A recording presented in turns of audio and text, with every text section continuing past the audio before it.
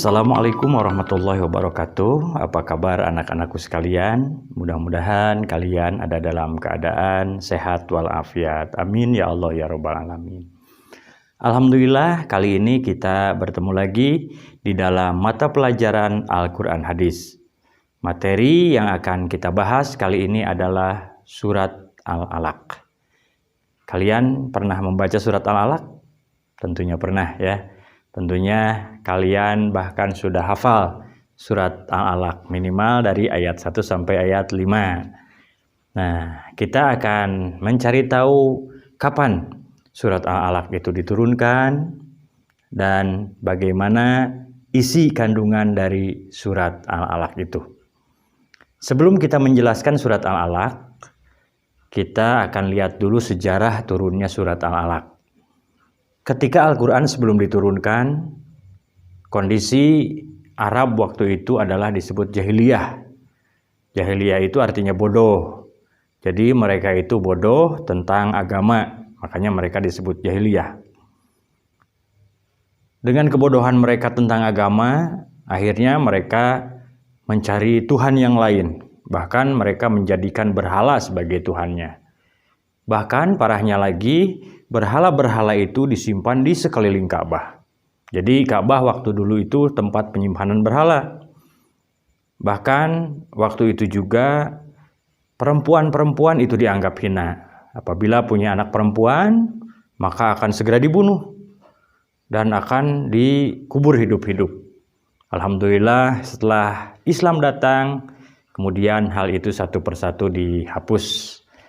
Nah, melihat kondisi bangsa Arab waktu itu dengan keadaan yang sangat amat parah, akhirnya Rasulullah Shallallahu Alaihi Wasallam waktu itu sebelum menjadi nabi, beliau gelisah dengan keadaan seperti itu. Akhirnya beliau sering menyendiri dan sering berkholwat. Di kholwat itu menyendiri, menyepi. Sampai akhirnya satu saat Rasul pergi ke Gua Hiro. Di sana Rasul berkholwat. Ketika tepat tanggal 17 Ramadan, usia Rasul waktu itu adalah 40 tahun, maka turunlah malaikat Jibril membawa wahyu yang pertama, yaitu surat Al-Alaq dari mulai 1 sampai 5. Rasul sangat kaget kedatangan malaikat Jibril, karena malaikat Jibril itu dalam bentuk atau rupa yang sebenarnya. Nah, jadi di antara malaikat yang paling besar adalah malaikat Jibril. Malaikat itu semuanya mempunyai sayap. Lihat surat Fatir ayat 1. Di situ Allah menjelaskan, Alhamdulillahi fatiris samawati wal ard ja'ilil malaikati rusula uli ajnihatin masna wa thulasa wa ruba. Jadi malaikat itu mempunyai sayap, ada yang 2, ada yang 3, ada yang 4. Akan tetapi malaikat Jibril itu mempunyai sayap yang sangat amat banyak, yaitu sejumlah 600 sayap. Apabila dibentangkan, itu dari masyrik sampai maghrib, dari utara sampai selatan, itu akan penuh dengan sayapnya malaikat Jibril. Nah, Rasul kaget dengan kedatangan malaikat Jibril yang seperti itu. Akhirnya setelah terbiasa, maka turunlah surat Al-Alaq ini dari ayat 1 sampai 5. Marilah anak-anakku sekalian, kita akan baca dengan bacaan yang benar. Nah, karena kita akan membaca Al-Quran, lebih baik kalian punya wudhu dulu. Ya, yang belum berwudhu silahkan wudhu, nanti kita teruskan videonya. Yang sudah siap, silahkan siapkan bacaan kalian. Boleh kalian membaca Al-Quran, atau melihat ke layar monitor, kita akan baca bersama-sama surat Al-Alaq dari mulai ayat 1 sampai ayat ke-19 dengan artinya. A'udzu billahi minasyaitonir rajim. Bismillahirrahmanirrahim.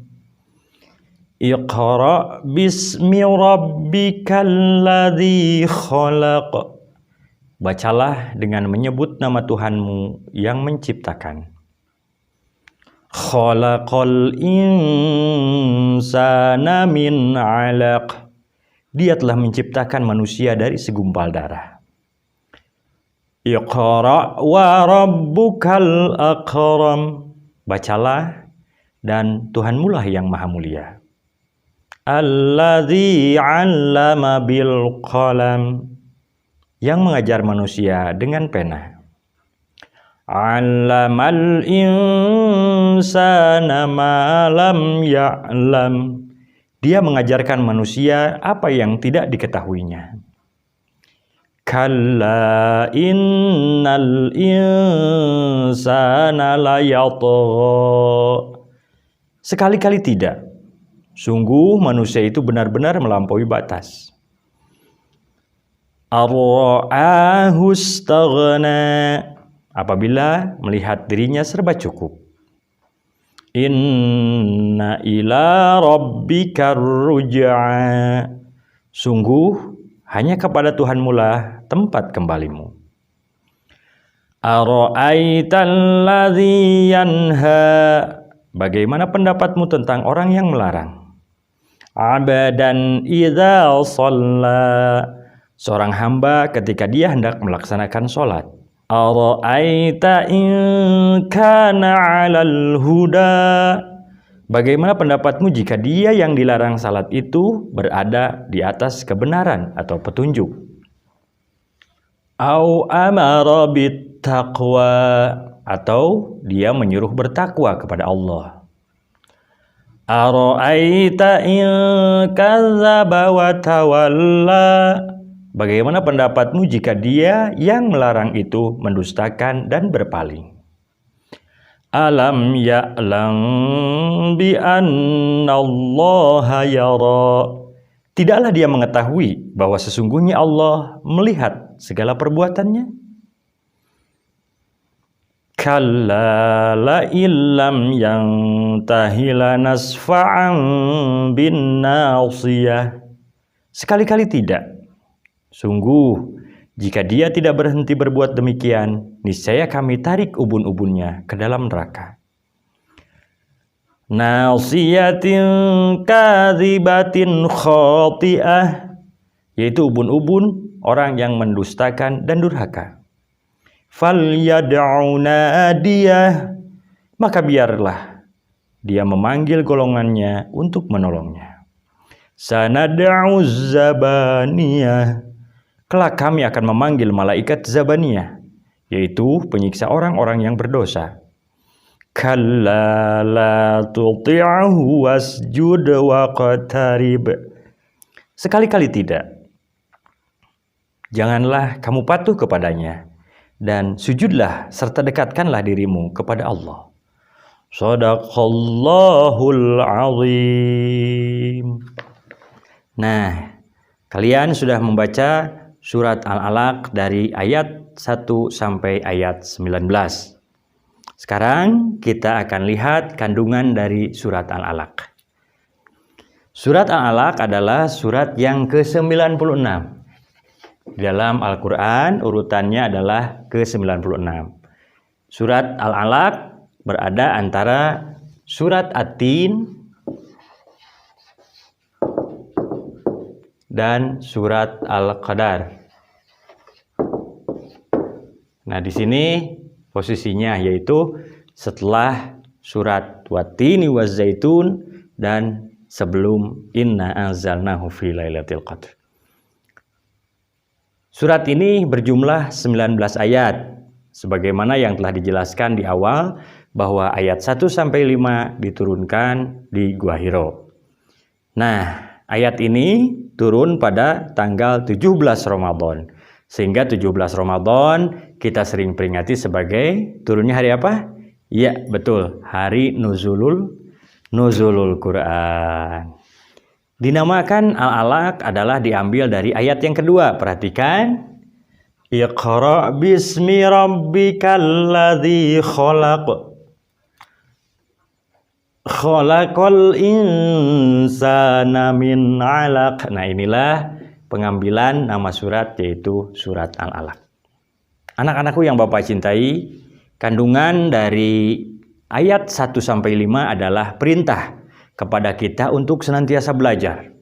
Karena iqra, bacalah, bacalah. Allah telah menciptakan makhluk itu maha sempurna. Dan di antara yang maha sempurna itu adalah manusia. Kita adalah ciptaan Allah yang sempurna. Sehingga Allah jelaskan bagaimana proses penciptaan manusia di sini. Kelebihan manusia dari makhluk yang lain yaitu manusia diberikan akal. Sehingga kita harus terus berpikir, belajar, dan menggunakan akal itu untuk melihat kebesaran Sang Pencipta, yaitu Allah Subhanahu wa Ta'ala. Nah, mari kita lanjutkan. Ayat selanjutnya yaitu manusia itu setelah diberikan nikmat oleh Allah, ternyata banyak manusia yang tidak bersyukur. Kata Allah, kalla innal insana layatgha. Manusia itu banyak yang melampaui batas, tidak tahu diri. Dan kata Allah, ar-ra'ahu istaghna. Manusia itu merasa cukup, merasa sombong, merasa dirinya kaya, tidak butuh lagi dengan Allah. Nah, kemudian pada akhirnya tidak menuruti perintah Allah dan bahkan melarang orang untuk berbuat kebaikan. Sebagai contoh, pada penjelasan ayat selanjutnya adalah bagaimana Abu Jahal melarang Rasul untuk sholat di Ka'bah. Karena merasa Ka'bah itu miliknya Abu Jahal dan Abu Jahal paling berhak untuk beribadah di sana karena banyaknya berhala. Nah, ketika Islam datang, berhala dihancur-hancurkan dan kemudian tempat itu dipakai oleh umat Islam. Nah, Abu Jahal itu sampai akan menginjak leher Nabi. Akan tetapi Allah melindungi junjungan kita Nabi besar Muhammad SAW, yaitu seakan-akan Abu Jahal melihat sebuah parit antara Abu Jahal dan junjungan kita Nabi besar Muhammad. Itu ada sebuah parit yang apinya sangat menyala sehingga tidak bisa menginjak leher Nabi. Nah, itulah Abu Jahal bagaimana kondisinya dia menghalangi orang untuk berbuat kebaikan, di antaranya yaitu untuk melaksanakan sholat. Kita perhatikan di sini.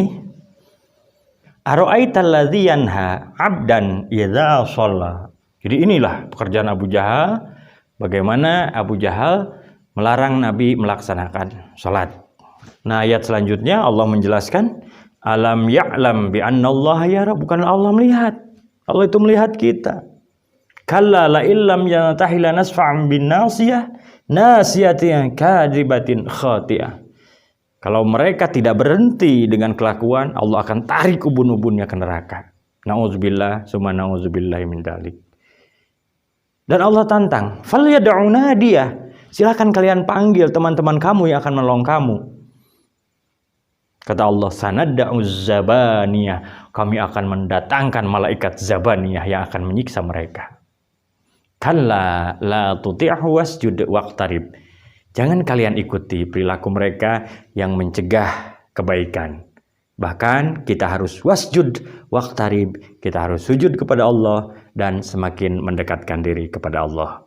Itulah anak-anakku penjelasan singkat kandungan dari surat Al-Alaq dari ayat 1 sampai 19. Silahkan kalian hafalkan, juga hafalkan artinya. Tetap semangat belajar. Terima kasih. Wassalamualaikum warahmatullahi wabarakatuh.